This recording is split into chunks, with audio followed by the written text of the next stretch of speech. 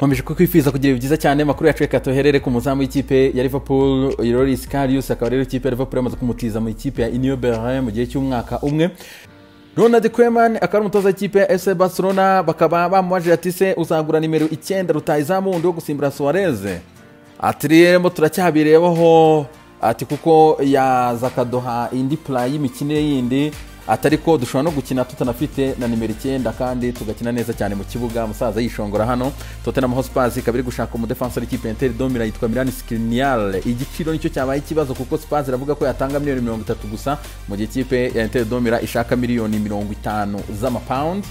Tukivuga ikipe ya Tottenham Hotspur kandi bikari gushaka rutayizamu ikipe ya FC Bournemouth akaba yitwa Joshua King nkuko cy'amakuru de Daily Telegraph kibitangaza. Manchester City ikaba igiye kongera amasezerano Phil Foden akaba rero bashaka kumuha amasezerano y'igihe kirekire cyane umusore w'imyaka 20 akava ku 30 by'amapound ku cyumweru ahembwa hanyuma akajya ku 150 by'amapound ku cyumweru.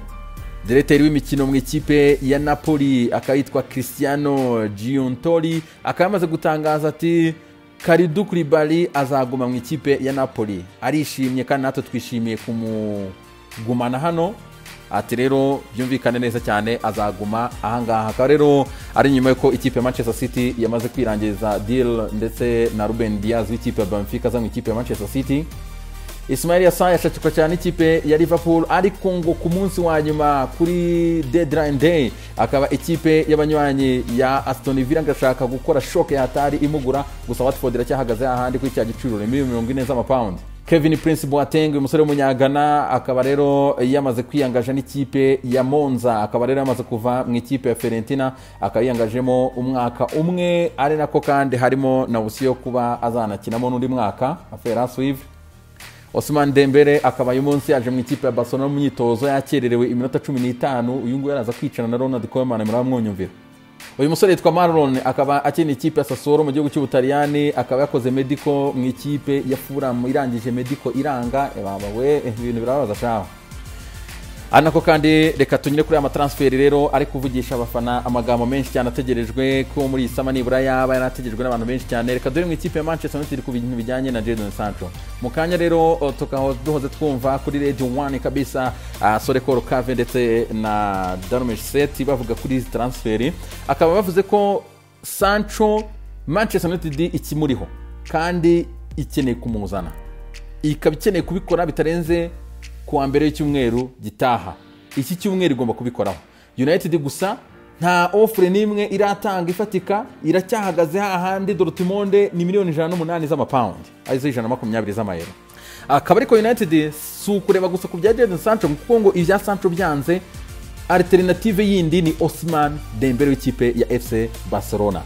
Hanyuma ku byavugwaga ngo Miliki ngo 88 baravuze ati oya abo bakinyi bandi bavuga ntabo tuzi twebwe amakuru dukuye kuri James Cooper nuko atubwiye ko United iramutse ibuze Jadon Sancho iri buzane Ousmane Dembele akomokamenye. Hanyuma avuga ku bijyanye na Alex Telles. Alex Telles United iramushaka ariko ikibazo cyabaye igiciro. United ikaba ishaka gutanga munsi ya miliyoni 20 z'amapound mu gihe ikipe ya Porto yo ivuga ati mugomba kwishyura miliyoni 20 z'amapound. United ikavuga ati umukinnyi imyaka 20 hafi ni 78 umukinnyi usigaje amasezerano y'umwaka umwe ukina kuri 3 miliyoni 20. United rero ikaba iri kuvuga ati ntago bisobanutse amakipe yombi aracyaganira. Ariko kandi Andres Pereira uyu nguyu wakinaga ikipe ya Man United agiye kwivamo ajya mu ikipe ya Lazio Roma bimaze no gukonfirmwa mu kanya gato cyane na directeur w'imikino mu ikipe ya Lazio Roma akayitwa Igritare akamaze kuvuga ko rero mu minsi mike cyane rwose Andres Pereira baramutizwa n'ikipe ya Manchester United. Sergio Romeo mu ikipe ya Man United nta offre nimwe barabona ibashimishije yatwari umuzamu umunyargentine. Chris Smalling aracyasunika arashaka kujya mu Butaliyani gusubira mu ikipe ya AS Roma gusa United ikaba yaramukize igiciro cya miliyoni 20 z'amapound. Iyi ni affaire yo gukurikirana cyane kuko sinzi ko United yagumana umukinnyi utishimye. Ku kijyanye n'ikipe ya Arsenal deal ya Houssem Aouar ndetse na Thomas Partey ihagazite. Sorekoro Cave ndetse na Darmesh Set abanyamakuru ba Sky Sport bakamaze gutangaza yuko ku bijyanye na Houssem Aouar biri compliqué cyane kuko Arsenal ntago iragaragaza intention nimwe yo kuvuga kuri Houssem Aouar. Ikindi ni Jean-Michel Aulas wiri kuvuga gusa. Aulas akavuga ko amushaka mu miliyoni 50 z'amapound. Aulas kandi akaba avuga ati natabona igiciro kimukwiriye uyu musore azamugumana amufashe gushaka Champions League umwaka utaha. Ikindi akaba ari bwo ngo azamugurisha amafaranga meza cyane umwaka utaha ubukungu bwagarutse ku murongo. Houssem Aouar akaba yanakinnye match ya Lorient muri iyi weekend banganya igitego 1-1. Ku bijyanye na Thomas Partey akaba kugeza kuri ngubu Thomas Partey nawe ameze nka Houssem Aouar afite contract kugera 2023, hanyuma clause liberatoire ni £45 z'amapound. Kugeza kuri ngubu Atletico nta pressure ifite yo kumugurisha.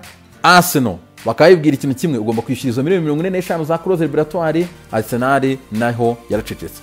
Gusa akaba hari amakuru ari kuvuga ko umugabo witwa Jorginho w'ikipe ya Chelsea ashobora kujoininga Arsenal nyuma yuko amakipe yombi agomba kwicara akabiganiraho na aferi yo kureba nayo muri iki cyumweru.